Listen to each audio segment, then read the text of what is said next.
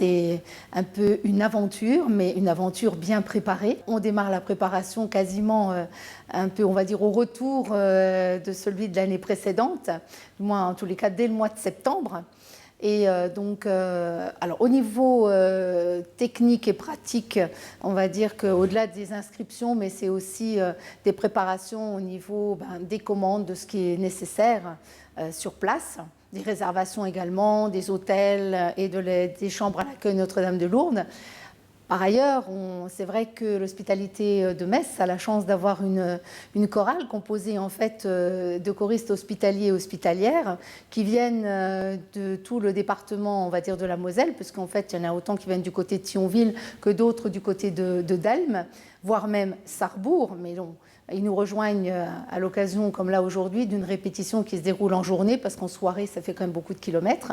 Et donc, nous démarrons, déjà, la préparation des programmes démarre en février, au retour de l'aumônier ainsi que du président de la réunion annuelle à Lourdes, où en fait les sanctuaires de Lourdes donnent, on va dire, le ton et le thème du pèlerinage de l'année.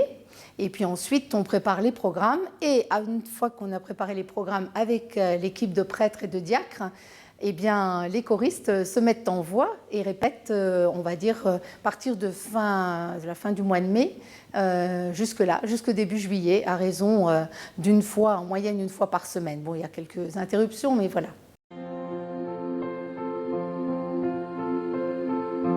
Alors il est vrai que cela fait 2 à 3 ans où en fait cette préparation elle a été confiée à la chorale et donc on est un groupe de 7 personnes, 7 à 8 personnes qui préparons en fait cette veillée à travers on a quelques consignes de route, à savoir que ça ne dure pas plus d'1 heure, que ce soit priant mais tout à la fois aussi quand même dynamique et participatif. Ce qu'on essaye de faire aussi c'est au terme, j'allais dire, d'acteurs de cette veillée, qu'il y ait toutes les tranches d'âge et que ça soit intergénérationnel, donc des plus jeunes aux plus anciens. Et puis également aussi à travers la participation pour certains malades qui le peuvent, qui sont suffisamment valides que pour participer avec nous. Et puis c'est une veillée qui rassemble les hospitaliers, les hospitalières, mais qui est aussi ouverte aux pèlerins valides s'ils le souhaitent.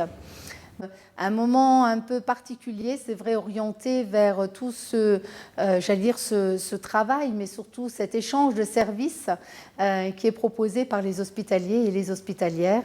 Et c'est ce qu'on essaye en fait, à travers le thème de l'année, de mettre en valeur, on va dire, d'une manière différente chaque année.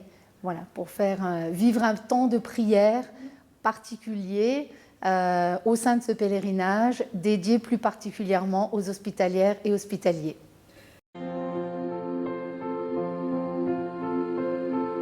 Préalablement à ce que chacun se retrouve sur le quai de la gare, c'est vrai que ça permet à tout le monde déjà Lourdes. On sait que lorsque l'on fait cette réunion, Lourdes n'est plus qu'à quelques encablures, qu'on va dire.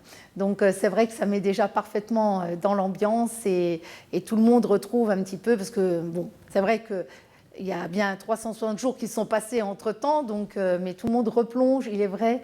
Et comme on va dire, c'est un peu comme le vélo, une fois qu'on l'a appris, on repédale très facilement. Donc tout le monde retrouve ses marques. Mais c'est toujours très agréable de pouvoir accueillir de nouveaux hospitaliers et hospitalières qui viennent prendre le relais de ceux et celles qui ont fait ça, pour certains, depuis presque 50 ans. Et qui aujourd'hui, j'allais dire, voit un peu avec regret de devoir se retirer de la partie plus active, mais pour avoir une place aussi très importante qui est à l'écoute.